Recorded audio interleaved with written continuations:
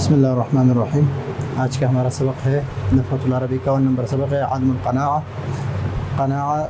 قناعت کہتے ہیں کہ تھوڑی سی چیز پر صبر کرنا اور اس پر راضی ہونا، اس کو کہتے ہیں قناعت۔ عدم قناعت کہ جو چیز آگے پاس ہے اور آپ اس پر راضی نہ ہو تو اس کو کہتے ہیں عدم قناعت۔ حکیہ ان بعض الارقاء، بعض الارقاء سے مراد ہے کہ ایک غلام حکیہ کہا جاتا ہے کہ ایک غلام کان عند مالک، ایسے مالک کے پاس، عند مالک ایسے مالک کے پاس، آگے اس کی صفت ہے تو اس وجہ سے ہم ترجمہ کرتے ہیں کہ ایک غلام ایسے مالک کے پاس تھا کہ وہ مالک یأکلو وہ کھاتا تھا، اس لیے کھانا یأکلو، تو کھانا ہے یہاں پر، تو آگے جو اتنے بھی صیغہ آئیں گے تو یہ ماضی استمراری کے آئیں گے، ماضی استمراری یعنی ماضی میں وہ کام جاری ہے۔ تو کھانا ان بعض الارقاء کان عند مالک، ایسے مالک کے پاس تھا کہ یأکل الخاصہ، کہ وہ کھاتا تھا یا کھا رہا تھا، الخاصہ خاص یأکل تو ماضی استمراری کان یأکل، تو کان یہاں پر ایک مرتبہ ذکر ہے تو یہاں پر یأکل جو ہے یہ ماضی استمراری ہے، ماضی میں وہ یہ کام کر رہا تھا۔ خاصہ وہ آٹا یعنی میدا، خالص آٹا۔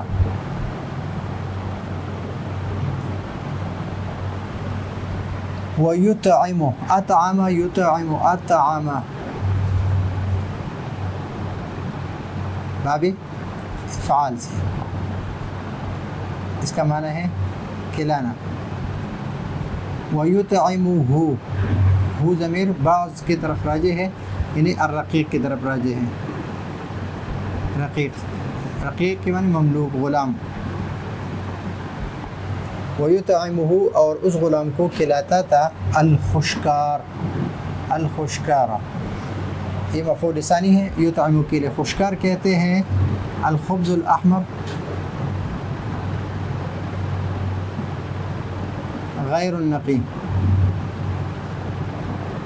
غیر نقی یعنی صاف نہ کیا ہو، اس کو چھانا نہ گیا ہو، بالکل جو سرخ روٹی ہوتی ہے، جو سرخ گندم کی بنائی ہوئی روٹی ہوتی ہے وہ اسی طرح ہے کہ اس کو نہ چھانا گیا ہو، اس میں بھوسی بھی ہو، اور تو اس کو کہتے ہیں خشکار۔ فَأَنِفَ الرَّقِيقُ مِنْ ذَلِكَ، انف الرقیق من ذلك یعنی اس غلام نے اس سے ناک چڑھایا، یعنی اس کا معنی ہے کہ کرہا واستکبر، اس نے کہا کہ میں یہ کہوں گا یہ روٹی کہ آپ خود میدے کی روٹی کھا رہے ہیں اور مجھے خشکار کھلا رہا ہے، یعنی وہ گندم کے بغیر چنے ہوئے آٹے سے مجھے روٹی کھلا رہے ہیں۔ فطلب، کس نے؟ الرقیق نے، رقیق کہتے غلام کو۔ اس کو آپ اس طرح بھی کہہ سکتے کہ ہوا رقیق، ہے رقیق، ہم رقیق، اور جمع بھی کر سکتے ہیں ارقاء سے، اور رقائق سے بھی جمع کر سکتے ہیں۔ اور رقیق کا جو مادہ ہے، یہ مادہ جو ہے رقیق کا، اس سے آپ المرقاق بھی آ رہا ہے، مرقاق کہتے ہیں بیلن کو، جس سے روٹی ہم بیلتے ہیں اس کو کہتے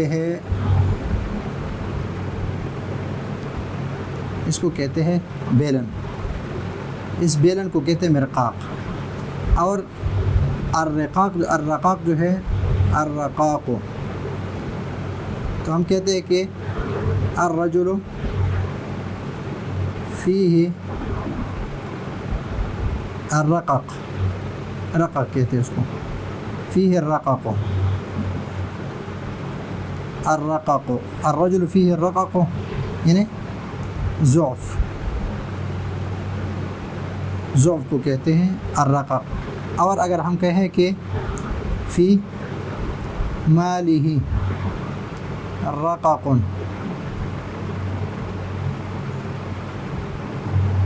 فی ماله رقق، اگر ہم یہ کہیں کہ اس کے مال میں رقق ہے تو اس کا معنی ہے قلت، قلت یعنی کمی ہے، اس کے مال میں کمی ہے۔ اور رقیق جو ہے الرقہ کہتے ہیں، الماء الرقیق، الماء الرقیق کہتے ہیں کم پانی کو، کم پانی کو، چاہے وہ وادی میں ہو یا باہر میں ہو تو اس کو کہتے ہیں الماء الرقیق، یعنی خفیف القلیل الرقیق۔ فطلب، الطلب الرقیق، رقیق نے طلب کیا، فطلب انہوں نے طلب کیا البیع، کس چیز کو طلب کیا؟ بیع کو، کہ مجھے بیچ دو، میں اس طرح نہیں کر سکتا، اس لیے کہ عدم قناعت کی وجہ سے، عدم قناعت۔ فباعه، باعه، باع يبيع بيعا فهو بائع، فباع الملك هو الرقیق، رقیق کو بیچ دیا، وشراہ، ہو الرقیق، الشرا فاعل اس کے لیے، من ہے، یہ فاعل ہے اس کے لیے، وشراہ من، اس بندے نے خریدا، یأکل الخشکارا، کہ خود وہ کیا کہہ رہا تھا، یأکل الخشکارا، کہ وہ خود ایسی روٹی کہہ رہا ہے جو پہلے مالک اس کو کھلا رہا تھا، تو ابھی اس کو ایسے بندے نے ابھی خرید لیا کہ وہ خود بغیر چنے آٹے کو کھا رہا تھا۔ وَيُطْعِمُهُ النُّخَالَ، وَيُطْعِمُ یعنی المالک، اطعم یطعم اطعاما، ہو الرقیق، النخالہ، نخالہ کہتے ہیں، یہاں معنی ہے بوسی، بوسی جو چلنے کے بعد چلنی میں رہ جائے اس کو کہتے ہیں نخالہ، لیکن یہاں اس سے مراد کیا ہے؟ بوسی۔ اور نخلہ ہو، نخلہ ہو یعنی غرب لہو، غرب لہو وصفہ، نخلہ ہو، اور جو چھلنی ہوتی ہے جس سے آٹا وغیرہ چھانتے ہیں تو اس کو کہتے ہیں منخل، المنخل، المنخل، یہ منخل کہتے ہیں اس کو۔ فطلب، تو اس نے پھر طلب کیا البیع، کہ مجھے بیچ دو، فباعہ، تو اس مالک نے بھی اس کو بیچ دیا، وشراہ، شرا بھی اس طرح، شرا میں فاعل کون ہے؟ یہ فاعل ہے، اور یہ ضمیر جو ہے رقیق کی طرف راجع ہے، الرقیق کی طرف، اور یہ ضمیر منصوب متصل ہے، اور یہ اس کے لیے من یأکل، یہ موصول، اور یہ صلہ، یأکل النخالۃ، وہ خود بوسی کر رہا تھا، نخالۃ، ولا یطعمہ شیئا، ولا یطعمہ شیئا، اسے کچھ بھی نہیں کھلا رہا تھا، اسے کچھ بھی نہیں کھلا رہا تھا۔ اب یہاں پر آپ کہہ رہے ہیں کہ یہاں پر ماضی کے ترجمے سے کیوں کر رہے ہیں، تو ماضی پہلے جو قصہ ہے یہ کھانا اس میں ذکر ہے، تو اس کھانے کے بعد جتنی بھی ماضی کے صیغے ہیں یہ ماضی استمراری ہے، یہ یاد رکھیے اس میں۔ فطلب، تو اس نے طلب کیا، بیع، پھر کہا کہ مجھے بیچ دو، فباعہ، پھر اس نے بیچ دیا، اس مالک نے جو خود بوسی کر رہا تھا، اس کو کچھ نہیں کھلا رہا تھا، وشراہ، من، یہ من فاعل ہے اور یہ مفعول بھی ہے، اور ایسے بندے نے اس کو خریدا، لا یأکل شیئا، خود کچھ نہیں کھا رہا تھا، شیئا، اور یہ ایسا بندہ تھا کہ خود کچھ نہیں کھا رہا تھا، وحلق رأسہ، حلق رأسہ، اور اس کے سر کو منڈوایا، یعنی بال ہٹا دی اس کے سر سے، رأسہ، رأس الرقیق، رقیق کے رأس کو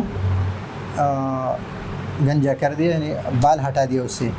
وکان فی اللیل، وکان فی اللیل وکان فی اللیل، یا یہ کھانا اور یجلسو، اور یہ بات میں نے پہلے آپ کو بتایا تھا کہ اگر ماضی کے ساتھ کھانا کا لفظ آ جائے، کھانا جلسا،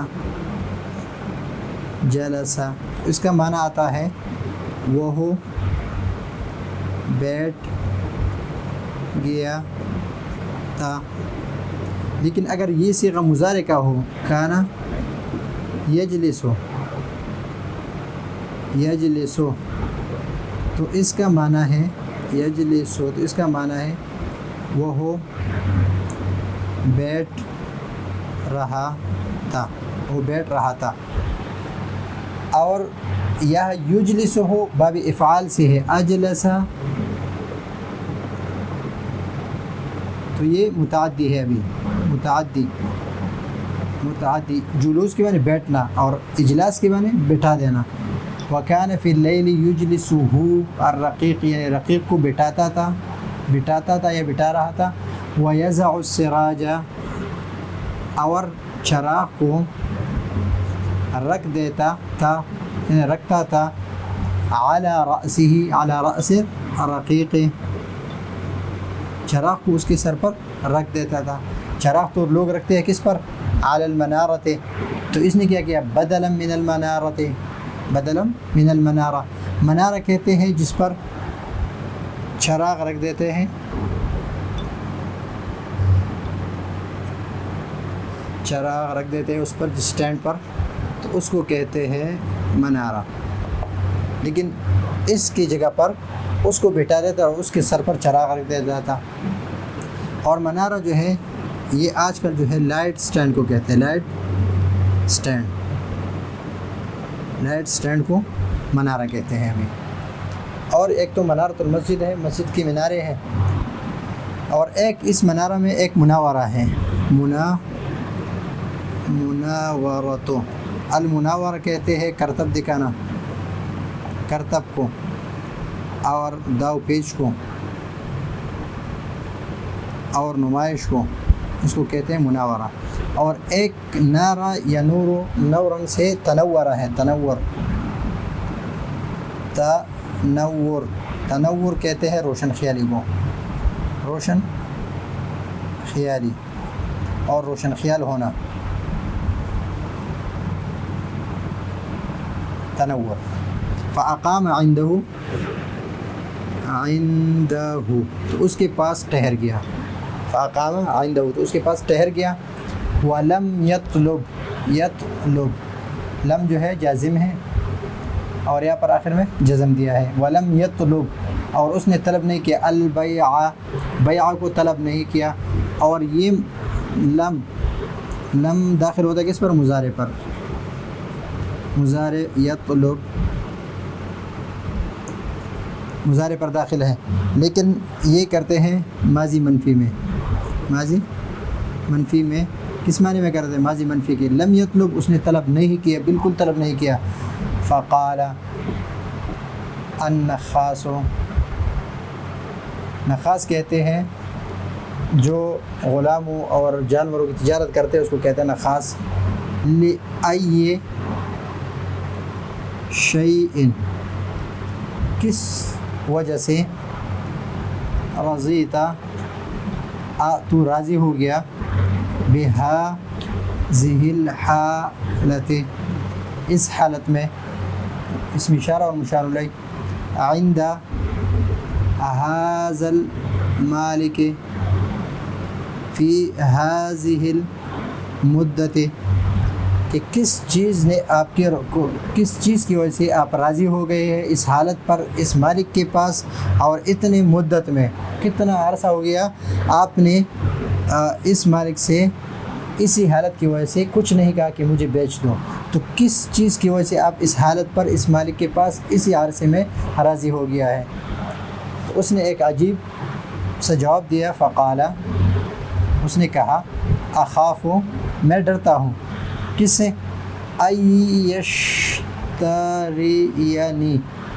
کہ مجھے خرید لے، ایسا بندہ خرید لے، فی هذه المرہ، اس دفعہ، اس دفعہ مجھے ایسا بندہ خرید لے، میں اس بات سے ڈرتا ہوں کہ ایسا نہ ہو کہ مجھے ایسا بندہ خرید لے میں یزع الفتیلۃ، الفتیلہ خیط الشمع، خیط الشمعۃ اس کو کہتے ہیں فتیلہ، جس کو ہم بتی کہتے ہیں، جو دھاگے سے بنا ہوتا ہے اور اس میں ڈال دیتے چراغ میں اور اس کی آگ لگا رہتے اور پھر وہ جلتا ہے چراغ، جس طرح یہ ہے، یہ دھاگا ہے، یہ پڑا ہے ادھر تیل میں اور اسے تیل اوپر آ رہا ہے اور جل رہا ہے۔ فی عینی، ایسا نہ ہو کہ وہ بتی رکھ دے میرے عینی یا عینیہ، عینی یا عینیہ کہ میرے آنکھ میں، دونوں آنکھوں میں، عوضا من السراج کہ چراغ میں نہ رکھے اور چراغ کی جگہ پر میری آنکھ میں وہ بتی رکھ دے، تو اس ڈر کی وجہ سے میں ابھی اس حالت پر راضی ہوں۔ تو آدمی قناعت کی وجہ سے وہ اس حالت تک پہنچ گیا۔ تو اس میں ہمارے لیے سبق یہ ہے کہ ہمیں بھی اللہ تعالیٰ نے جو کچھ دیا اس پر راضی رہنا چاہیے، اور ایسا نہیں کرنا چاہیے کہ جو حالت ہے اور ہم کہیں کہ یہ صحیح نہیں ہے اور اسے بہتر کی طرف جا کے ہم اور مشکلات اور مصائب میں پھنس جائیں۔ تو یہ ہے آج کا ہمارا نفحۃ العرب کا سبق۔ اگلے سبق کی نجات چاہتے ہیں۔ اللہ حافظ۔